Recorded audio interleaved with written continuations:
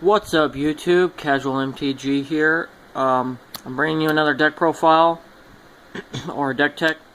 I'm bringing you white-red aggro. This is nowhere standard. Most of the cards are standard, but they're going to rotate out in August, I believe.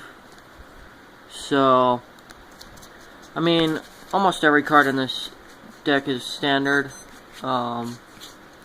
Actually, every card, but I think one card in the whole deck is standard, so, and minus some of the land, but I believe most of the deck is standard, so let's get into it.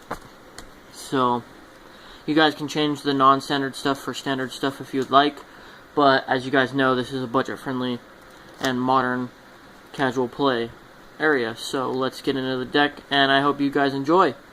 Let me know on your suggestions to help the deck out in the comment section below, and let's get straight into it. So, for the creatures of the red aspect to the deck, I play 4 Acheron Crusaders. This guy's amazing. You just spam out red 1/1 red soldier, or whenever he's targeted, with a spell, you get to put a 1/1 red soldier creature token onto the battlefield with haste. So it's a really fast mechanic of this deck. If you keep targeting your creatures. And then I have 2 Satyr Hoplites. I'm going to put this up to 3 when I can get the 3rd copy from a friend. This is really good because you target it and it gets a 1/1 counter on it, and so you can just make this guy big. So, I mean, if you drop it and then target it, it can instantly become a 2/2, so you'll 1-drop for a 2/2. That's really good.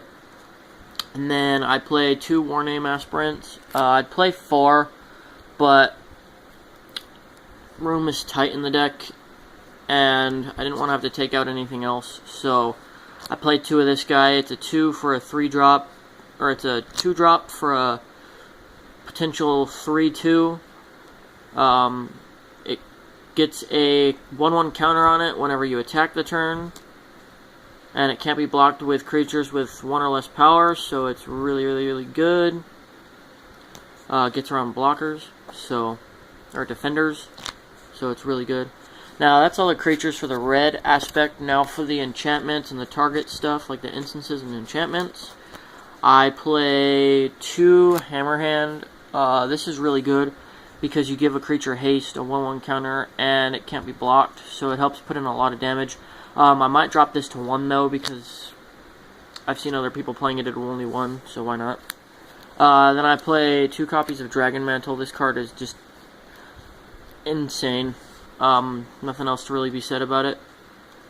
Counters, why not? 2 Ordeal of Fusros. This is really good, because you just basically keep putting counters on stuff, and then you burn your opponent for 3, so it's just really good. And then we play for the last instant, or for the only instant in the red part, we play 2 Coordinated Assault. You can target up to 2 things, and that's what I really like about it, and they both get 1/0 and gain first strike, so you could even target the same 2 creatures, or the same creature twice. So it's just really good. And I'd probably bump it up to 3 if I took out a Hammerhand. So, yeah. So that's the red aspect of the deck. Now for the white. Now for the creatures. I have mostly white in the deck, so let's get into it. For the first creature, he does help, but he's not like a necessity in the deck, so you could bump him down to 3. But I do play 4 Kingsblade Skirmishers. His effect is when Kingsblade Skirmisher enters the battlefield, target creature gets a 1/1 until the end of the turn. Yes, that is till the end of the turn, but he is a 2/2 for a 2-drop, and it just makes something big so you can get in more damage. It really does help. I might bump him down to 3, though, because he's not a necessity in the deck, and it's until the end. So it's till the end of the turn, so I'm not really keen on that. So I might find a replacement for him, or just drop him down to 3 and fill in another spot with something else. For Oresco Swiftclaw. This guy is really good because it's a 2-drop for a 3/1. And like I said, this is aggro, so it's trying to get in as much damage as little time as possible. So why not? It doesn't really have an effect, but you know, it's really, really, really good. And then we play 4 copies of Seeker of the Way. You all know why this is being played. It has prowess, which says whenever you cast a non-creature spell, this creature gets a 1/1 until the end of the turn. Whenever you cast a non-creature spell, this guy Seeker of the Way gets lifelink. So that's really good if you're down in the depths and facing a loss. So this is really good. He helps you get back up there. Plus, what you can do is he basically has heroic. It's basically just heroic, but if you target something else too, it works. But he's really, really, really good, so why not? But you have to cast a non-creature, which is not a problem, so why not? And then I play one of my favorite white cards of all time, Slightless Brawler. It's my favorite enchantment creature for white. Basically, what it does is you can enchant it, or you can bestow it to your creature for a 5 cost, and it gives your creature 3/2, but that creature can't attack alone, which isn't bad. But the reason I have him is so that he can become a 3/2 creature for a 2-drop, which is, as you guys know, really stupid. So why not? And then I play 3 copies of Phalanx Leader. He does have the heroic ability, just like a bunch of my other guys. Whenever you target him with a spell, he gets a 1/1 counter. So it's just on every creature that I control. So he's really good. I'm really thinking of finding a 4th copy of him and bumping him up to 4. He's just really retarded in a good way. So why not?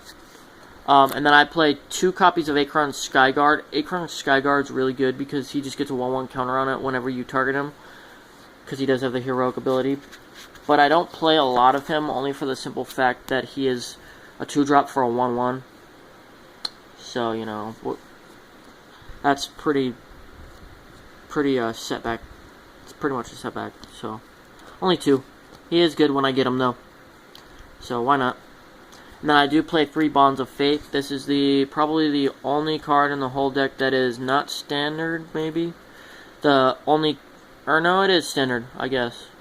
Okay, so it is standard. I guess, it's really good because Enchanted Creature gets 2/2 as long as it's a human, otherwise it can't attack or block. So, this is a double-sided card. What you can do is you can enchant your own cards, give it 2/2. Because a lot of your creatures are humans, so why not? And then, if your opponent has a damaging monster, you can give it this, and it can't attack or block, so it doesn't get the 2/2. So it's kind of a double-sided card here, so it does really work as a defensive and an offensive card, so I really do like it. And then, I do play 1 double-colored creature. I would like to bump this up to 4 copies, but I only have 1 copy, and it is a pain to find. So this is Figure of Destiny. A lot of aggro decks play it. It is standard for a little bit longer.